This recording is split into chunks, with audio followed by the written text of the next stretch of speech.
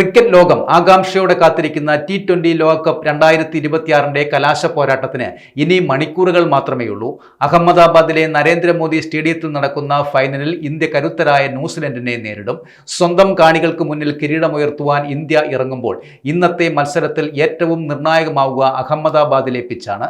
ബാറ്റിങ്ങിനെ ഏറെ അനുകൂലിക്കുന്ന പിച്ചാണ് അഹമ്മദാബാദിലേത് എന്നാണ് പുറത്തുവരുന്ന ഏറ്റവും പുതിയ റിപ്പോർട്ടുകളും.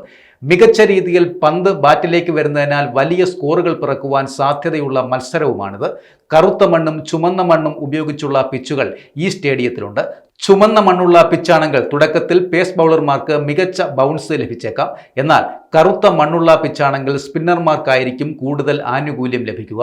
ഏത് പിച്ചിലാണ് ഫൈനൽ നടക്കുന്നത് എന്നത് മത്സരത്തിന്റെ ഗതിയെ വലിയ രീതിയിൽ സ്വാധീനിക്കുകയും ചെയ്യും.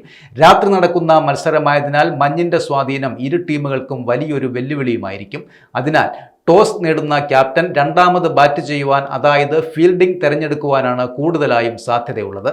മഞ്ഞുവീഴ്ച ശക്തമായതിനാൽ രണ്ടാമത് പന്തെറിയുന്ന ബൗളർമാർക്ക് പന്ത് കൃത്യമായി ഗ്രിപ്പ് ചെയ്യുവാൻ ബുദ്ധിമുട്ടുമുണ്ടാകും. ഇത് രണ്ടാമത് ബാറ്റ് ചെയ്യുന്ന ടീമിന് കാര്യങ്ങൾ കൂടുതൽ എളുപ്പവുമാകും. ബാറ്റിംഗ് നിരയുടെ കാര്യത്തിലും സ്വന്തം കാണികളുടെ പിന്തുണയിലുമാണ് ഇന്ത്യയുടെ പ്രതീക്ഷയും. മറുവശത്ത് ടൂർണമെന്റിൽ ഉടനീളം മികച്ച പ്രകടനം പുറത്തെടുത്ത ന്യൂസിലൻഡ് ഇന്ത്യക്ക് കടുത്ത വെല്ലുവിളി ഉയർത്തുമെന്ന കാര്യത്തിൽ സംശയവുമില്ല.